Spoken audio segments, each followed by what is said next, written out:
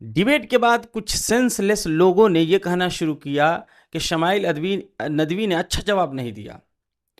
वहीं कुछ लोगों ने यह कहना शुरू किया कि जावेद अख्तर जो है वो तो अभी नाबालिग है, उसके पास क्या इल्म है, वो तो किस्सा कहानी लिखने वाला इंसान है, मुनाजरा हमसे करो, हम है तुर्रम खां। तो इन दोनों ग्रुप को मैं जवाब देना चाहता हूं।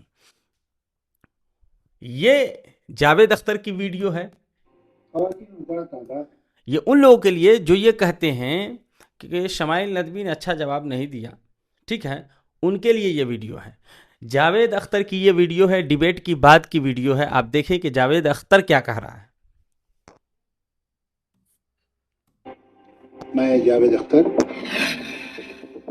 मैं कुछ थोड़ा सा शर्मिंदा सा भी महसूस कर रहा हूँ। दिल्ली कॉन्स्टिट्यूशन मैं शर्मिंदा सा महसूस कर रहा हूँ, मुझे शर्मिंदगी महसूस हो रही है। ये कौन कह रहा है? फरीक मुखालिफ कह रहा है। जावेद अख्तर खुद तस्लीम कर रहा है कि मैं हार गया हूँ, मैं शर्मिंदगी महसूस कर रहा हूँ, लेकिन कुछ लोग मानने के लिए तैयार नहीं है। क्यों भाई? नफरत जो है।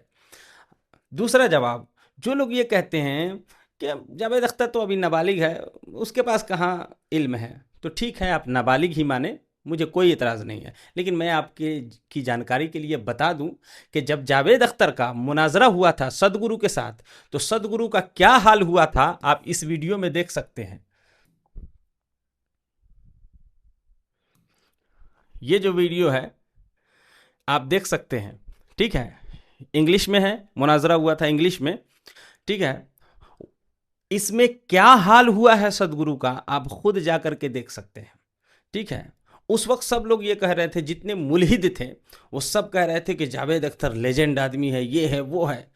और जब शमाइल नदवी के साथ डिबेट हुई, शमाइल नदवी के साथ मुनाजरा हुआ और जावेद अख्तर जो है हार गया, तो वही मुल्हिदीन आकर कहने लगे कि जावेद अख्तर को क्या आता है, जावेद अख्तर इस फील्ड में माहिर थोड़े ना है।